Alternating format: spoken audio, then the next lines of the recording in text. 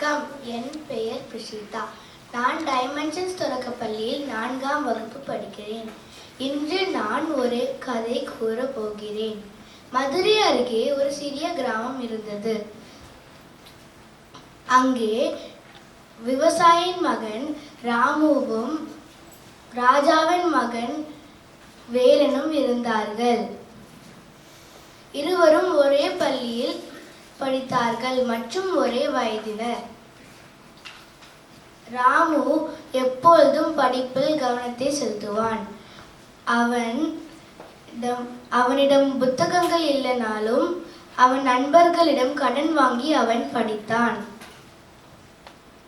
அவன் நினைத்து கொண்டான், நான் படித்தால்தான் நான் முன்னேறுவேன். ஆனால் வேலன் ராஜாவின் மகன் இருந்ததால் எனக்கு எப்பொழுதும் சுகமான வாழ்க்கைதான் என்று நினைத்தான். காலங்கள் கடந்தது. ராமு ஒரு பெரிய பட்டங்காரி ஆனான். மக்கள் எல்லாரும் அவனை மதித்தார்கள்.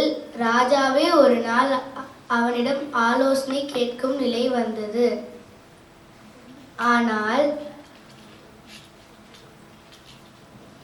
வேலன் சிறுவயதில் படிக்காததால் அவன் சோம்பேறியாக அவனிடம் செல்வங்கள் இருந்ததெல்லாம் இழந்து விட்டான்.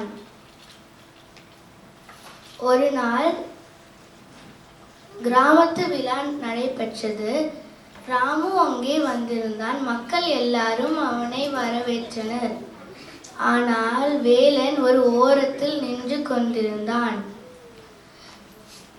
ராமு மெதுவாக போய் வேலனிடம் கூறினான், நண்பா, பார், நாம் இருவரும் ஒரே வயதினர்கள்தான். ஆனால்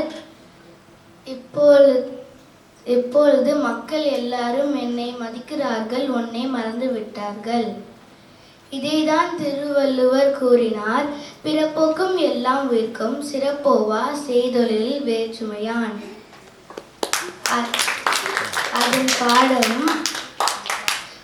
பிறப்பு எல்லாருக்கும் சமமானவர்கள்தான், ஆனால் செயல்கள் மற்றும் பண்புகள் தான் மனிதனை உயர்த்துகிறது. நன்றி.